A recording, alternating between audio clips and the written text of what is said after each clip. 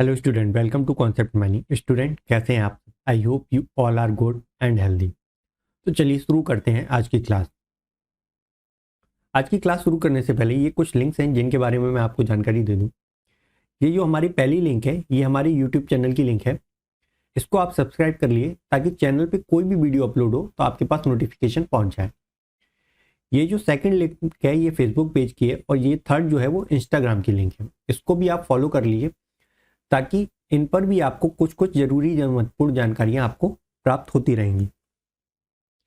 ये जो fourth link है वो टेलीग्राम चैनल की लिंक है। इस टेलीग्राम चैनल को आप जरूर ज्वाइन कर लिए। इसके दो फायदे हैं। पहला, जो भी हमारे टॉपिक कंप्लीट होंगे उस टॉपिक के नोट्स एंड क्वेश्चंस के पीडीएफ फॉर्म में आपको इस चैनल पे मिल जाएंगे। इसके अलावा यदि आपको कोई डाउट है किसी टॉपिक में या किसी क्वेश्चन में तो आप अपना डाउट इस चैनल पे पोस्ट कर दीजिए। इस चैनल के माध्यम से आपके डाउट का सॉल्यूशन आपको दे दिया जाएगा और ये सारी लिंक आपको इस वीडियो के डिस्क्रिप्शन में भी मिल जाएंगी। चलिए, तो हम बात कर रहे थे क्लास 10th के मैथमेटिक्स एनसीईआरटी बुक की, जिसमें आज हम बात करेंगे चैप्टर 1 रियल नंबर की। ठीक है, ये रियल नंबर का पार्ट 1 है। अच्छा, चैप्टर 1 क्लास 9th में हमने पढ़ा था नंबर सिस्टम, जिसमें हमने रियल नंबर्स के बारे में कुछ पढ़ चुके हैं। ठीक है, तो उसी को हम आगे बढ़ाएंगे। बात करेंगे आज रियल नंबर की। ठीक है, तो रियल नंबर दो टाइप के होते हैं। एक होता है रैशनल नंबर, ठीक है, और दूसरा होता है इर्रेशनल नंबर। ठीक है, रैशनल और इर्रेशनल नंबर मिलके हमारे क्या बनते हैं? Real number. ठीक है, जब हम रैशनल नंबर की बात करें तो रैशनल नंबर को हम किस में रिप्रेजेंट करते हैं?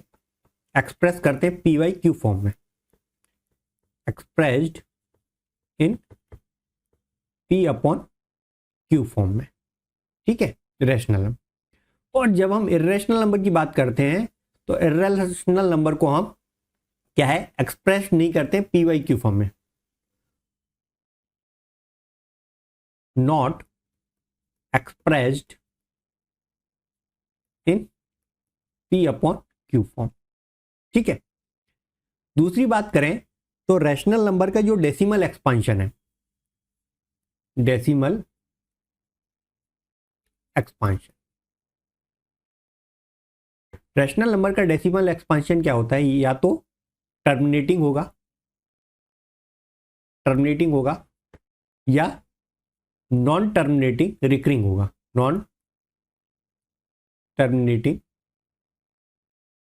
रिकरिंग। ठीक है, वहीं हम, ये पहला है, वहीं हम इर्रेशनल नंबर के डेसिमल एक्सपांशन की बात करें, decimal expansion of irrational number, तो ये कैसा होगा? Non terminating, non recurring. ठीक है, यानी रिपीटिंग भी नहीं होगा, नॉन टर्मिनेटिंग होगा, टर्मिनेट भी नहीं होगा और रिपीटिंग भी नहीं होगा। ठीक है, ये तो बात हो गई रैशनल और इर्रेशनल नंबर की। ठीक है, जो कि हमारे क्या होते हैं? Real number.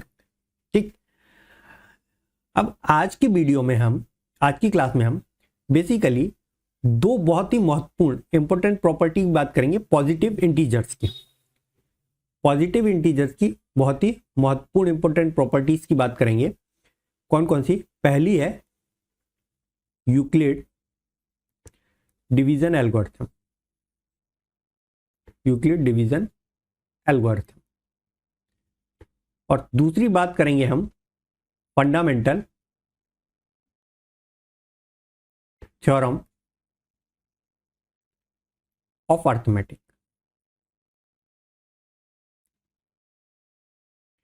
ये पॉजिटिव इंटीजर की दो बहुत ही महत्वपूर्ण प्रॉपर्टी है, Euclid division algorithm and fundamental theorem of arithmetic. ठीक है, अच्छा, पहले हमारे सिलेबस में यूक्लिड डिवीजन एल्गोरिथम थी लेकिन अब नहीं है, लेकिन इसको हम थोड़ा सा देखेंगे क्योंकि ये आगे हमारे यूज होगी। तो थोड़ा सा जानकारी हम यूक्लिड डिवीजन एल्गोरिथम की लेंगे और फिर हम बात करेंगे फंडामेंटल थ्योरम ऑफ अर्थमेटिक की। ठीक है, तो चलिए बात शुरू करते हैं यूक्लिड डिवीजन एल्गोरिथम।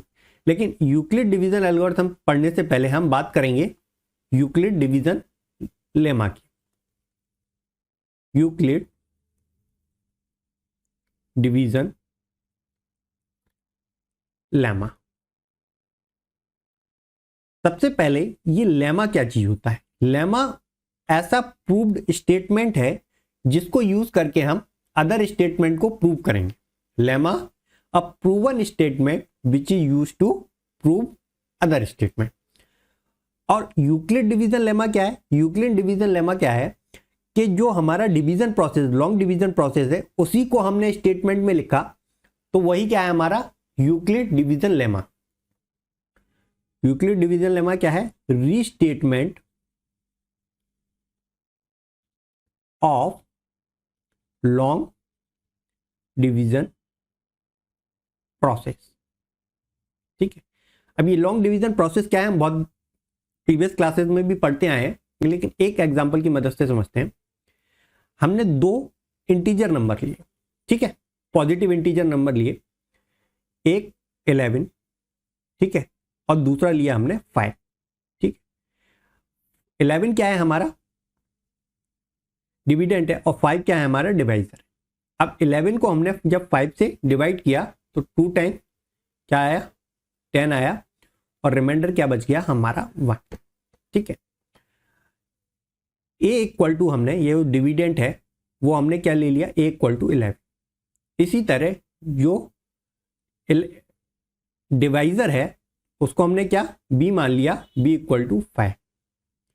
इसी तरह ये जो कोशेंट है q, इसको q इक्वल टू हमने लिख लिया 2। और इसी तरह ये जो बचा है 1, इसको हमने रिमाइंडर r मान लिया और r इक्वल टू 1।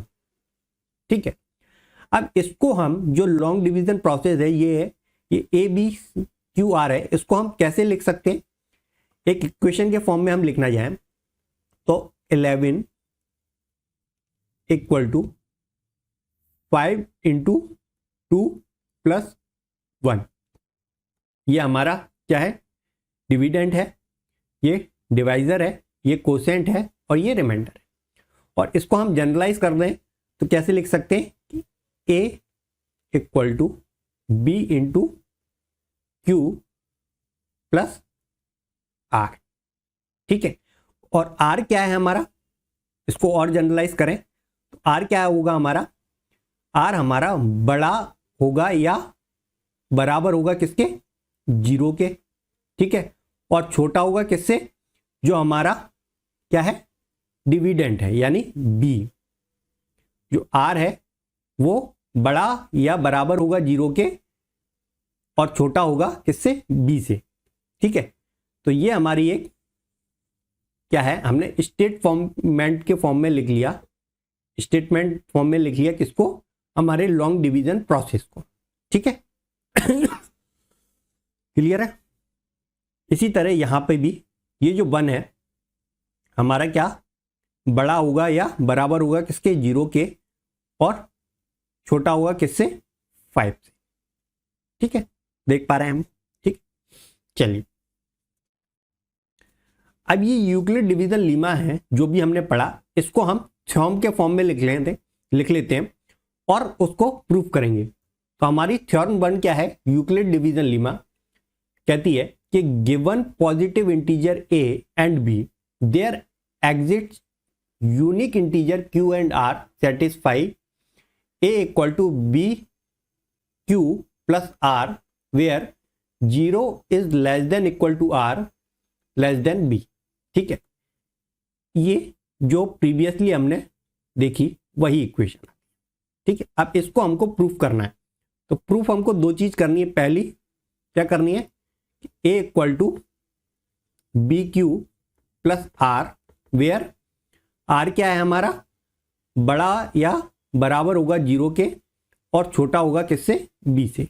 एक तो ये चीज प्रूफ करनी है। दूसरी क्या प्रूफ करना है कि q एंड r जो है वो हमारे क्या है, यूनिक इंटीजर है, यूनिक इंटीजर है। ये दो चीजें प्रूफ करना है। अब प्रूफ स्टार्ट करते हैं इसका। प्रूफ कैसे करेंगे, जो अर्थमेटिक प्रोग्रेशन की सीरीज होती है वो उसको हम देखते हैं। Consider the following AP arithmetic progression. Basic term क्या है? ए, ठीक है, और कॉमन डिफरेंस क्या है? बी। तो नेक्स्ट टर्म क्या हो जाएगी? A plus B.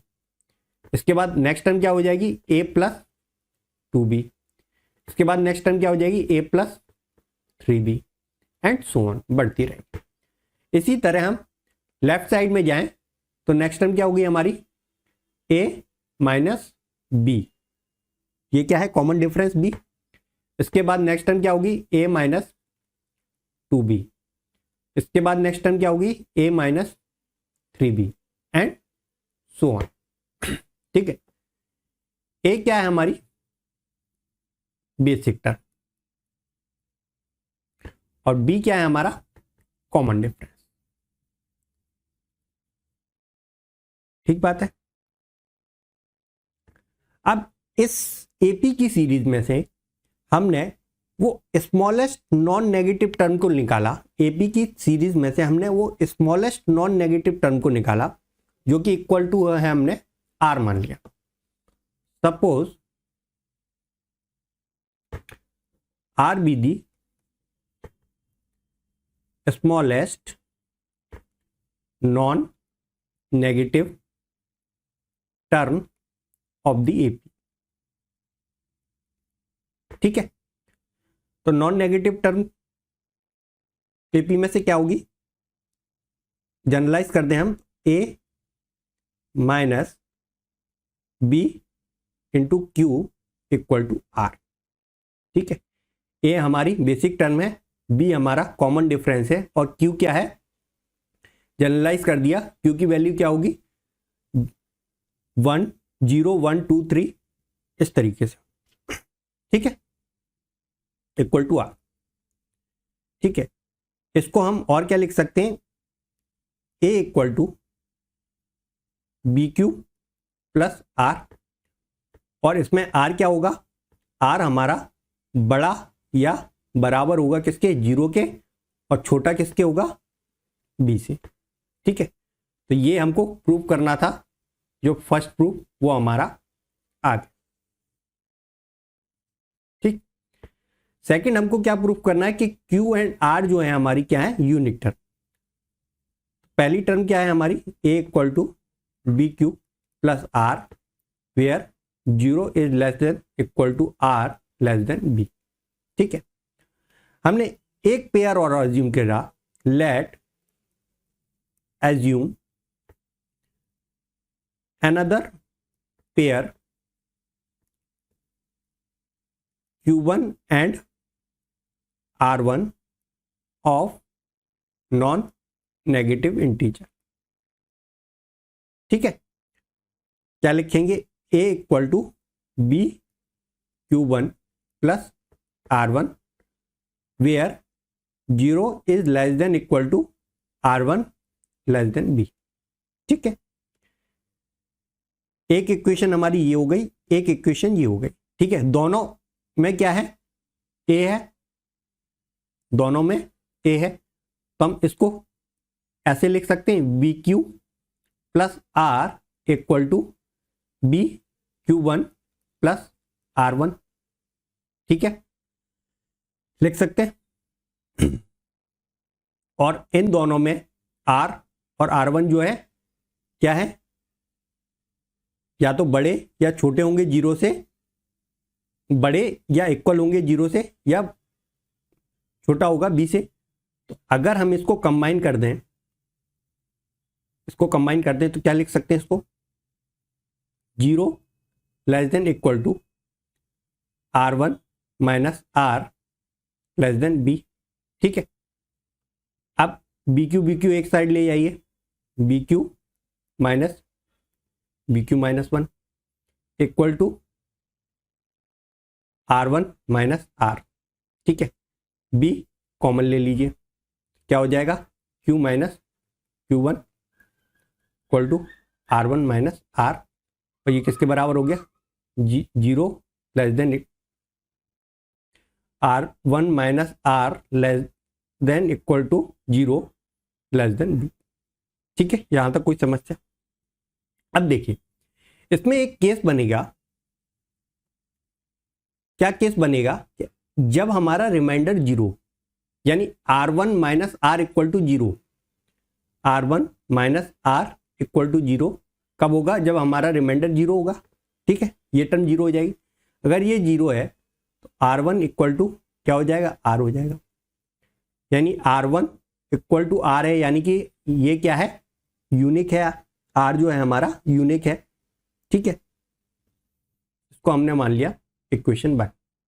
ठीक, अब इक्वेशन 1 में हमने -1 से मल्टीप्लाई कर दिया, मल्टीप्लाई -1 इन इक्वेशन 1, तो ये क्या हो जाएगा?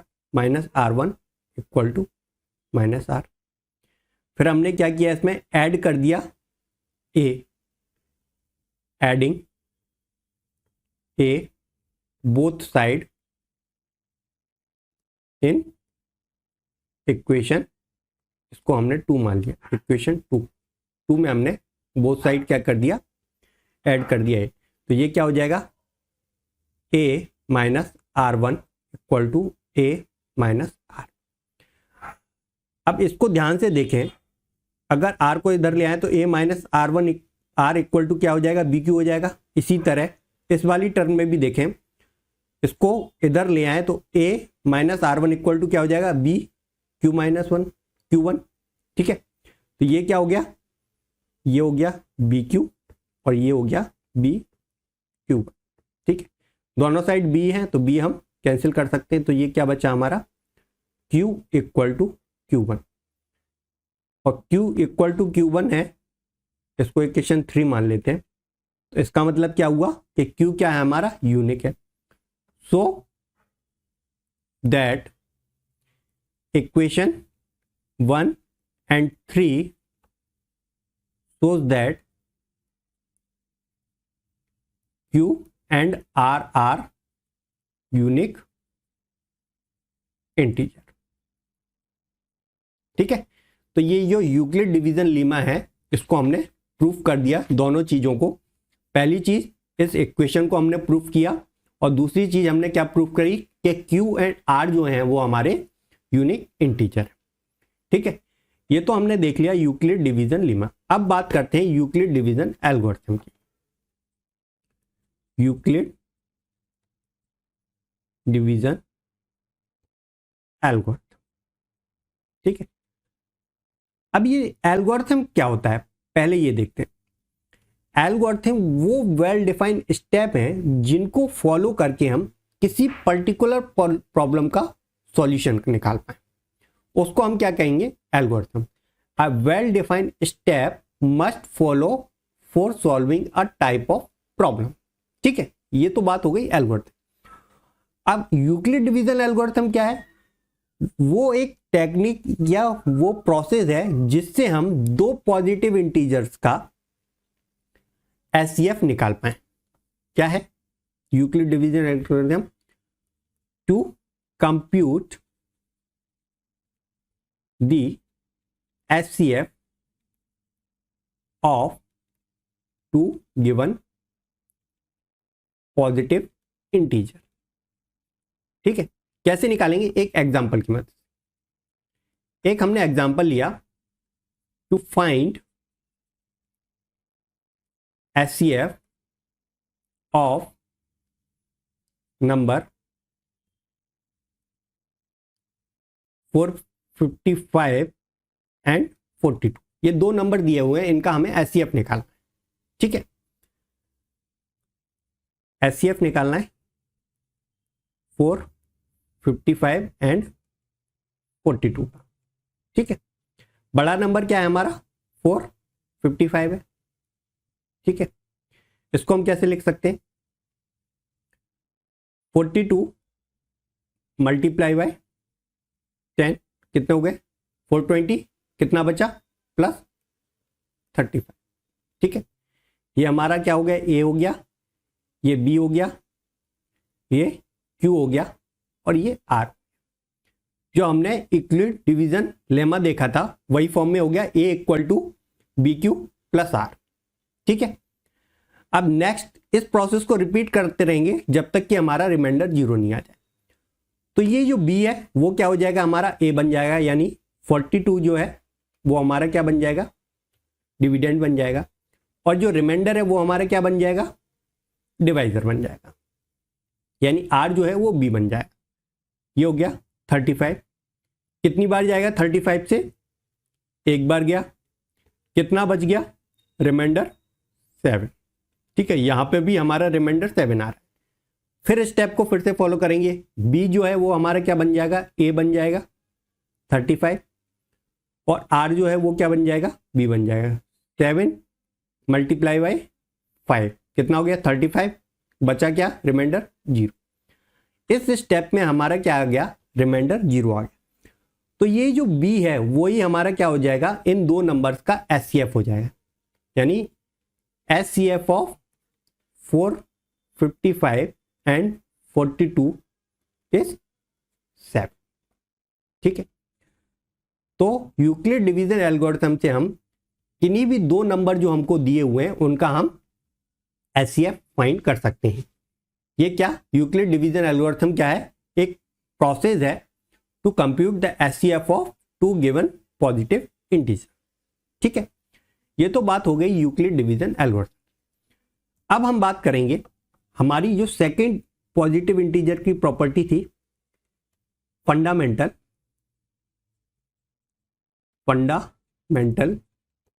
थ्योरम ऑफ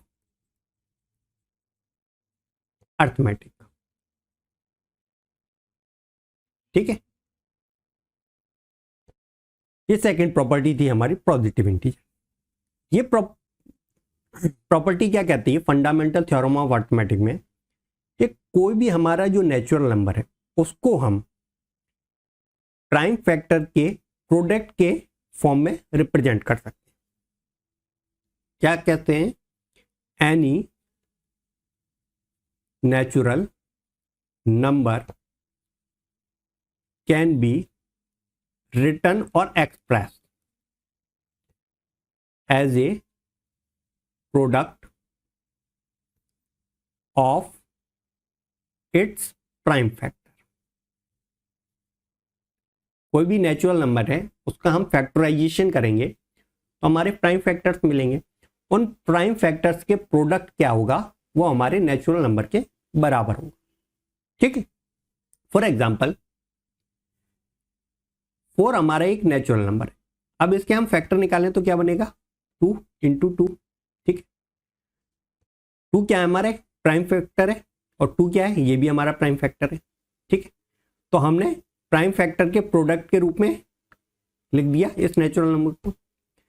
नेक्स्ट एक और एग्जांपल 10, ये हमारा नेचुरल नंबर है, इसको हम कैसे लिख सकते हैं, फैक्टराइजेशन करें इसका तो 2 इंटू 5। 2 हमारा एक प्राइम फैक्टर है, 5 भी हमारा एक प्राइम फैक्टर है। ठीक है, 10 का, तो 10 को हमने कैसे लिख दिया, product of prime factor of 10।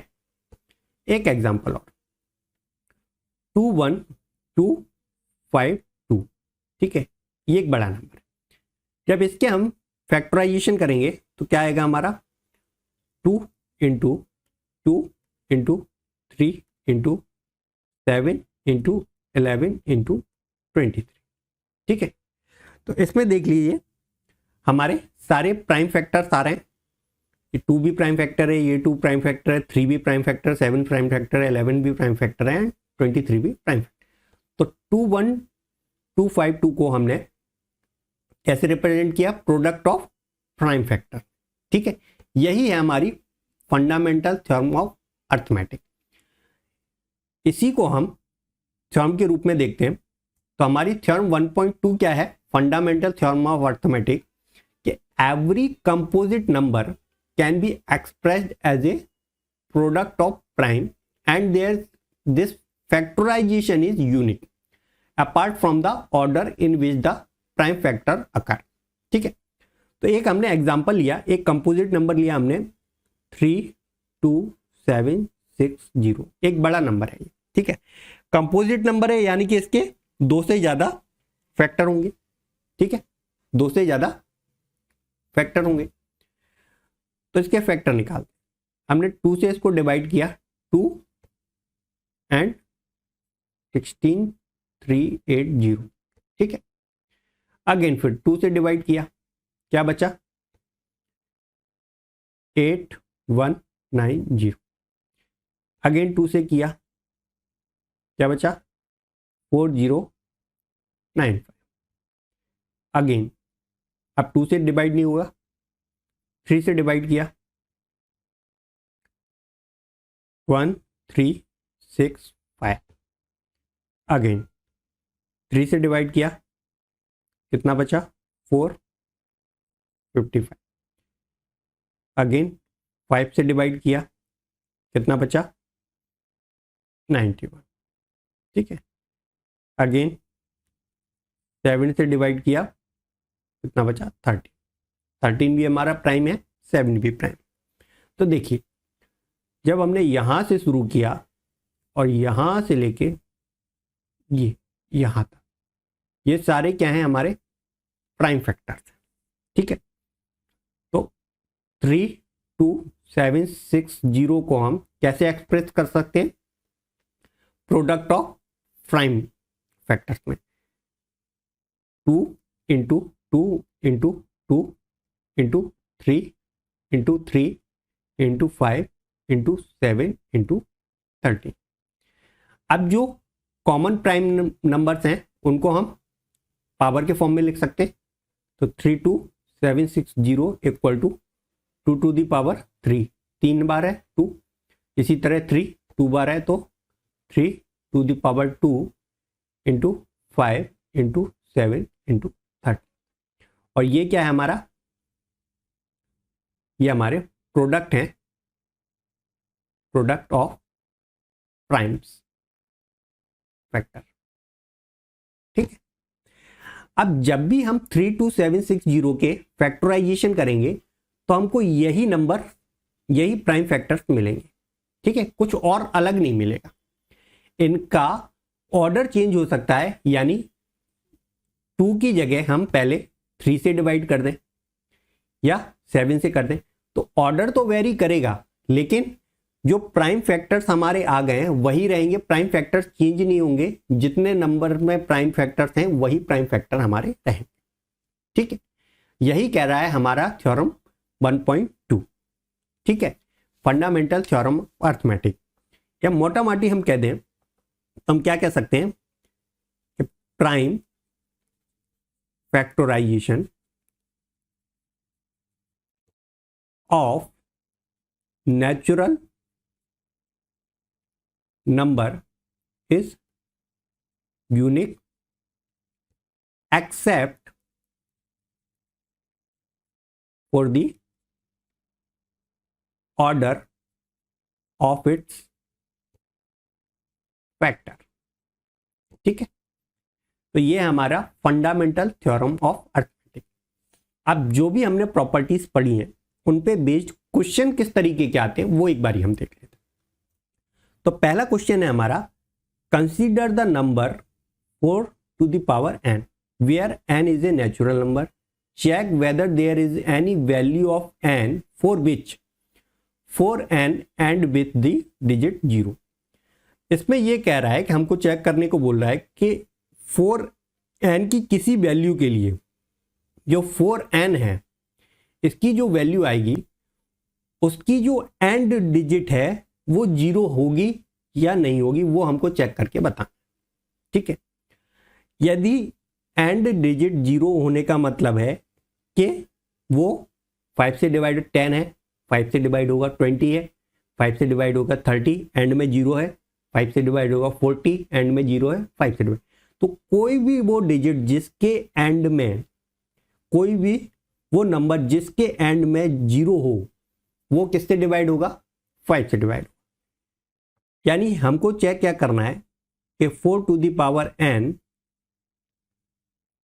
Would be divisible by 5, ठीक है। यदि ये 5 से डिविजिबल है तो इसके प्राइम फैक्टराइजेशन जब हम करेंगे तो उसमें हमारा 5 होना चाहिए। Prime factorization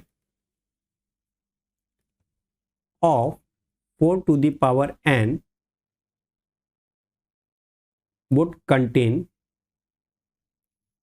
the prime factor 5 होना चाहिए।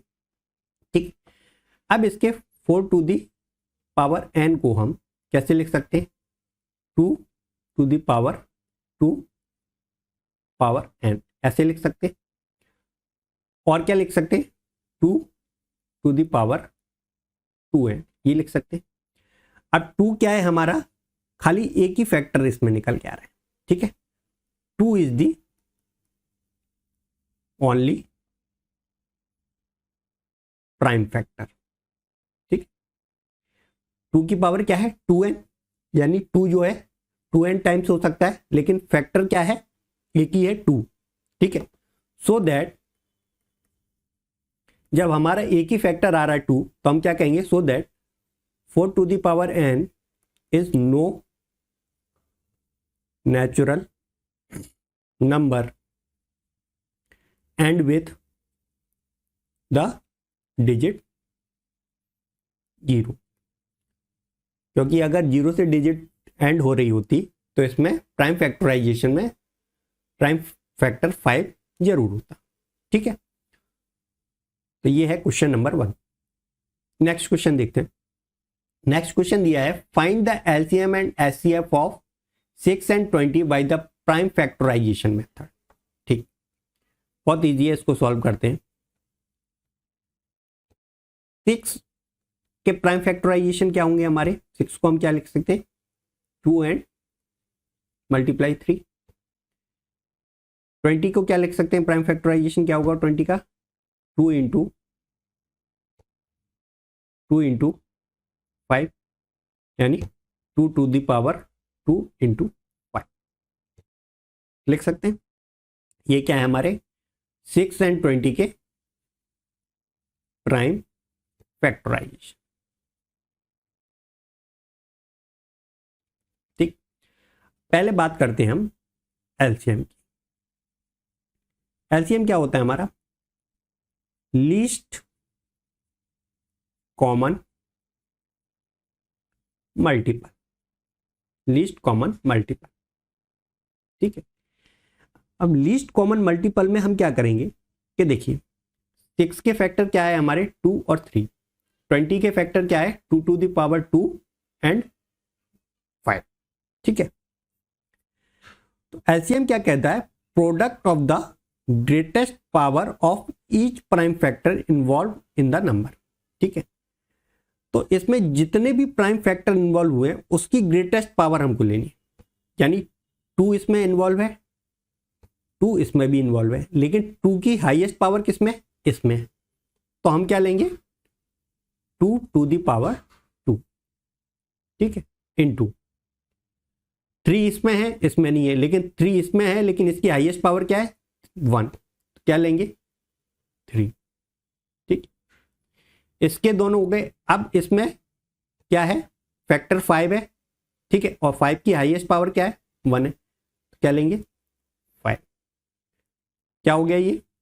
4 इंटू 3 इंटू 5 कितना हो गया?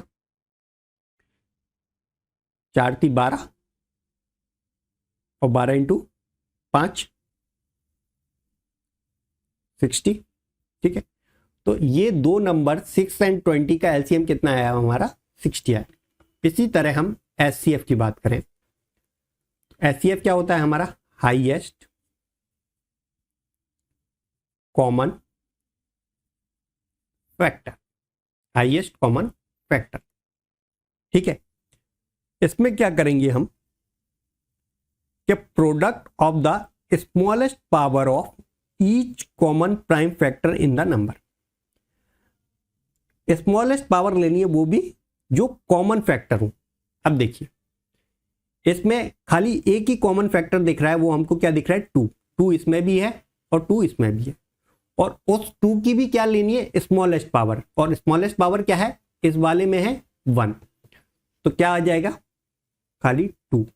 तो इन दोनों नंबर का 6 and 20 का जो HCF आएगा वो क्या आएगा 2।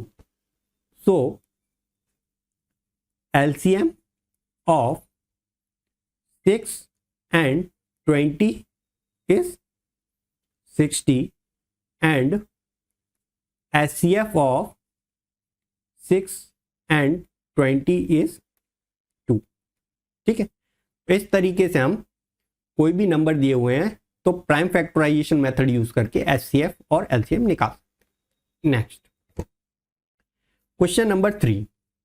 क्वेश्चन नंबर 3 क्या कहता है, find the HCF of 96 and 404 by the prime factorization method, hence find their LCM। तो पहले हमको HCF निकालना है इसका। सबसे पहले हमने 96 के फैक्टर्स निकाले। 96 के फैक्टर क्या आएंगे हमारे, 2 into 2 into 2 into 2 into 2 into 3, या कह सकते हैं 2 टू द पावर 5 इंटू 3। ये हमारे आ गए 96 के फैक्टर। इसी तरह 404 के हम फैक्टर निकालें तो क्या आएंगे, 2 इंटू 2 इंटू 101। ठीक है, और क्या लिख सकते हैं हम इसको, 2 टू द पावर 2 इंटू 101। ठीक है, अब HCF निकालना है। HCF क्या होता है, हाईएस्ट कॉमन फैक्टर। जो कॉमन फैक्टर होगा उसकी भी हमको लोएस्ट पावर निकालना है। तो कॉमन फैक्टर क्या दिख रहा है, हमने इसमें 2 दिख रहा है और इसमें भी 2 दिख रहा है। बाकी और कोई कॉमन फैक्टर है क्या, नहीं है। और उसमें भी स्मॉलेस्ट पावर किसमें दिख रही है, इस वाली में 2 की पावर 2। क्या हो गया, 2 की पावर 2, यानी HCF क्या आ गया हमारा 4। ठीक है, अब HCF भी हमको दोनों नंबर भी पता है, हमको अब निकालना है LCM। ठीक है, तो HCF और 2 नंबर पता हो तो हम LCM कैसे निकालेंगे, HCF multiply with LCM equal to क्या होता है, प्रोडक्ट ऑफ गिवन नंबर। ठीक है, HCF कितना दिया हुआ हमको 4, LCM हमको फाइंड करना है। Product of given number, given number क्या दिया हुआ है हमको 96 multiply with 4 not 4, product of given number आ जाएगा। LCM क्या आ गया हमारा, LCM equal to 96 into 404 upon 4। इसको कट करेंगे तो ये कितना बचा 101, और मल्टीप्लाई करेंगे तो कितना आ जाएगा 9696। ठीक है, ये हमारा आ गया आंसर LCM। ठीक है, एक क्वेश्चन और देखते हैं। नेक्स्ट क्वेश्चन दिया हुआ है, find the HCF and LCM of 6, 72 and 120 using the prime factorization method. ठीक है, सबसे पहले हमने फैक्टराइजेशन किया। 6 का क्या आया हमारा 2 इंटू 3, 72 का क्या आएगा 2 इंटू 2 इंटू 2 इंटू 3 इंटू 3, और क्या लिख सकते हैं इसको 2 to the power 3 and 3 to the power 2। ठीक है, अब 120 की बात करें। 120 के प्राइम फैक्टर क्या आएंगे, फैक्टराइजेशन क्या होगा 2 इंटू 2 इंटू 2 इंटू 3 इंटू 5, और क्या लिख सकते हैं इसको 2 to the power 3 into 3 into 5। अब हम बात करते हैं HCF की। HCF of 6, 72 and 120। ठीक है, HCF में क्या होता है, कॉमन फैक्टर की मिनिमम पावर लेनी है, smallest power of common factor. ठीक है, कॉमन फैक्टर देखिए 2 इसमें भी है, 2 इसमें भी है, 2 इसमें भी है, और सबसे लोएस्ट पावर 2 की कितनी है, इसमें 1, तो ले लिए इसको 2। 3 इसमें भी है, इसमें भी है, इसमें भी है। ठीक है, तो 3 की स्मॉलेस्ट पावर क्या है 1, मल्टीप्लाई विथ 3। इसमें 2 ही फैक्टर हैं तो और कॉमन फैक्टर तो कुछ है नहीं है, इसमें भी 2 और 3 है, दोनों ले लिए। इसमें 5 है लेकिन 6 और 72 में 5 नहीं है, तो इसका HCF क्या आ गया 6। ठीक है, अब बात करते हैं LCM की। Least common multiple of 6, 72 and 120। ठीक है, ये तीनों के प्राइम फैक्टर हैं। ठीक है, अब LCM के लिए क्या करते हैं हम, LCM के लिए हम ग्रेटेस्ट पावर देखते हैं, greatest power of each prime factor. ठीक है, तो देखिए 2 की सबसे ज्यादा हाईएस्ट पावर क्या है, 2 की पावर 3, तो हमने ले लिया 2 की पावर 3 मल्टीप्लाई। दूसरा फैक्टर क्या है 3 की हाईएस्ट पावर क्या है इनमें, 3 की हाईएस्ट पावर है 2, 3 टू दी पावर 2 मल्टीप्लाई। और कौन सा फैक्टर है, और फैक्टर है हमारा 5, और 5 की हाईएस्ट पावर क्या है 1, तो क्या लिख लेंगे मल्टीप्लाई 5। ये कितना हो गया, 2 की पावर 3 8, 3 की पावर 2 9 एंड 5। इनका मल्टीप्लाई किया कितना आ गया 360। ये आ गया हमारा LCM और ये आ गया हमारा HCF इन दो नंबर का। तो इस तरीके के क्वेश्चंस हमारे एग्जाम में पूछे जाते हैं। Fundamental theorem of arithmetics and दूसरा क्या पढ़ा था हमने, यूक्लिड डिवीजन एल्गोरिथम। ठीक है, ये 2 टॉपिक आज के क्लास में हमने कंप्लीट किए। ठीक है, नेक्स्ट क्लास में हम नेक्स्ट टॉपिक की बात करेंगे। ठीक है, यानी कि ये चैप्टर 1 रियल नंबर के पार्ट 2 में। ठीक, आज की क्लास में इतना ही। यदि आपको ये वीडियो अच्छा लगा हो तो इस वीडियो को लाइक करें, शेयर करें और चैनल कॉन्सेप्ट माइनिंग को सब्सक्राइब करें। Thank you.